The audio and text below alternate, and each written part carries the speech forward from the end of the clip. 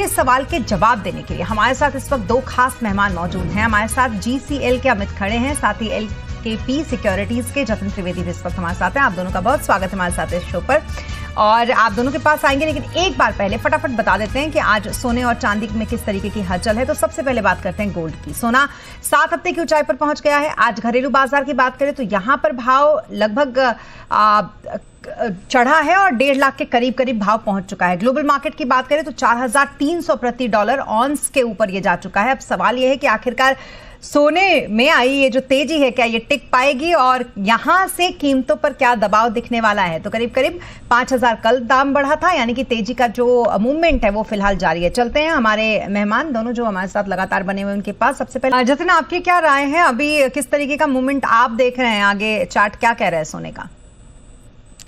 श्वेता, देखिए जिस हिसाब से मार्केट का रिएक्शन है और यूएस ईरान की जो डील की एक्सपेक्टेशन है उसके पीछे डॉलर इंडेक्स की वीकनेस, कहीं ना कहीं बॉन्ड मार्केट के इंडिकेशंस और ये सब जो है वो कहीं ना कहीं गोल्ड सिल्वर को सपोर्ट किया। और पिछले कुछ दिनों में जो 2 दिन में अच्छी खासी रैली मिली है सोने चांदी के अंदर, और खास करके सोने की अगर हम बात कर रहे हैं तो 4150 एक मेजर रेजिस्टेंस की तरह एक्ट कर रहा था, और ये अब जो है वो सपोर्ट जरूर एक्ट करके चलना चाहिए हायर साइड पे। लेकिन मैं अभी भी थोड़ा सा एक लेवल है जिसको ध्यान रख रहा हूँ, वो है 4350 मेरे लिए। 4350 के नीचे जब तक ट्रेड करा है तब तक ये रेंज के अंदर रह सकता है, और मुझे लग रहा है आज और कल ये 2 दिन जो है वो कहीं ना कहीं रेंज के अंदर रहेगा, जहां पर 4175 4185 के स्तर जब भी आएंगे तब सपोर्ट मेजरली देखने मिलेगा, और 4300 के आसपास प्रॉफिट बुकिंग हाल फिलहाल वैसे भी देखने मिल रही है। तो एक रिएक्शन जो है वो कहीं ना कहीं आज शाम को यूएस डेटा के पीछे, और मेनली कल फ्राइडे को जो नॉन फार्म पेरोल्स के डेटा और अनएम्प्लॉयमेंट के जो डेटा आएंगे यूएस में, उसके पीछे बड़ा रिएक्शन जो देखने मिल सकता है। और इस रेंज को अगर ये तोड़ता है अगले 2 दिनों में अंदर, तो एंटिसिपेटेड यही रहेगा कि अप ट्रेंड जो है वो अभी फर्दर कंटिन्यूड देखने मिल सकता है, और वो भी अगस्त महीने के अंदर। सालाना अगर हम देखें तो जून जुलाई अगस्त जो है वो काफी तेजी के रहते हैं सोने चांदी के लिए। इस बार जून जुलाई जो है वो इतनी बड़ी तेजी जो है वो कुछ ज्यादा भी नहीं है, क्योंकि हमने जनवरी तक एक बड़े मूव ऑलरेडी देख चुके थे इसके अंदर। तो आने वाला जो अभी ये पूरा महीना है अगस्त का, इसके अंदर तेजी के रुझान जो है वो जरूर बन गए हैं। एक और ब्रेकआउट जो है वो जरूरी है 4350 के ऊपर का सोने को कॉमेक्स में, उसके बाद एक बड़ा रैली जो है वो यहाँ से देखने मिल सकता है। घरेलू बाजार में वही सेम लेवल हो जाएगा उसका, अगर हम इवैल्यूएशन देखें तो 1,51,500 1,92,000, ये जो है वो 1,52,000, ये लेवल्स जो है वो बहुत इंपॉर्टेंट फिलहाल रेजिस्टेंस एक्ट करेंगे अगले 2 दिनों के लिए। जतिन, आप रिटेल निवेशकों को कौन सी स्ट्रैटेजी अपनाने की अभी सलाह देंगे?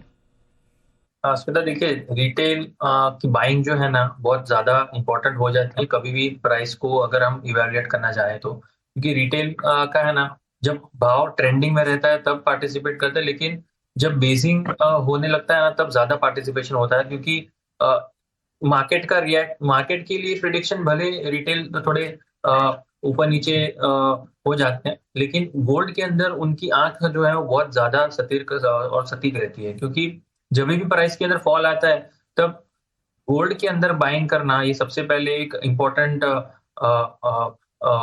एक मेथड आ जाता है, या एक सोच आ जाती है कि अभी सोने के अंदर इन्वेस्ट करते हैं क्योंकि ये गिर चुका है। कोई भी ये नहीं सोचता है कि और ज्यादा गिरने वाला है या और ज्यादा बहुत ज्यादा गिर जाएगा तो क्या हो जाएगा। ये लोग ये जरूर सोचते हैं कि ऊपरी स्तर से इतना गिरा, चलो यार यहाँ पे लेना सही बनता है। तो रिटेल वालों के लिए एक स्ट्रैटेजी जो है वो बहुत ज्यादा इंपॉर्टेंट हो जाती है, वो होती है SIP।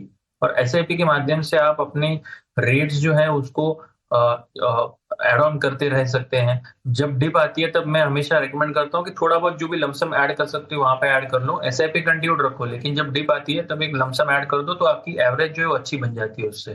तो ये एक मेथड याद रखिए, रिटेल निवेशकों को यही सलाह दूंगा मैं कि SIP कंटिन्यूड रखना है सोने के अंदर।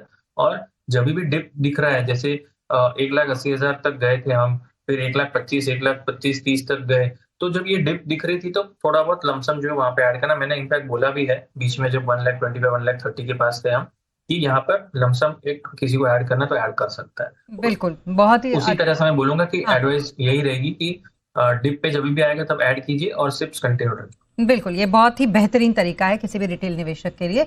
SIP के जरिए गोल्ड में इन्वेस्ट करना। चलिए अब थोड़ी सी बात चांदी पर भी कर लेते हैं, क्योंकि जल्दी से जतिन आपसे भी जान लेते हैं कौन से लेवल्स आप सजेस्ट करेंगे चांदी में। चांदी थोड़ी सी प्रॉफिट बुकिंग दौर जरूर दिखा रही है आज, लेकिन मुझे लग रहा है अभी भी मोमेंटम है। आज और कल 2 दिन इंपॉर्टेंट है। अगर ये 2 दिन के अंदर 229 का लेवल ब्रेक नहीं करता है ऊपरी स्तरों में, तो ही प्रॉफिट बुकिंग देखने मिलेगा।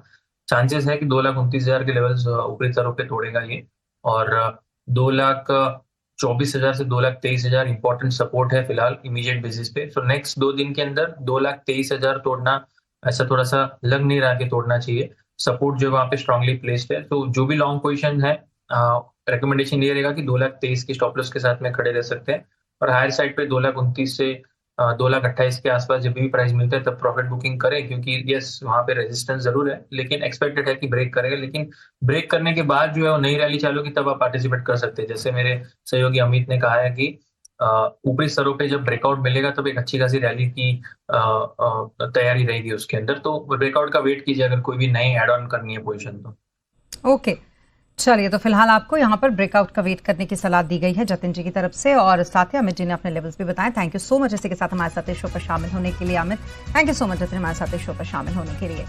और पाम तेल में आखिर ये क्या चल रहा है, कैसी है सप्लाई और डिमांड, त्योहारी सीजन में कैसी रहेगी मांग, हमारे कम्युनिटी एडिटर ने गोदरेज इंटरनेशनल के डायरेक्टर डोराब मिस्त्री से खास बातचीत की है। इसी पे आइए सुनते हैं।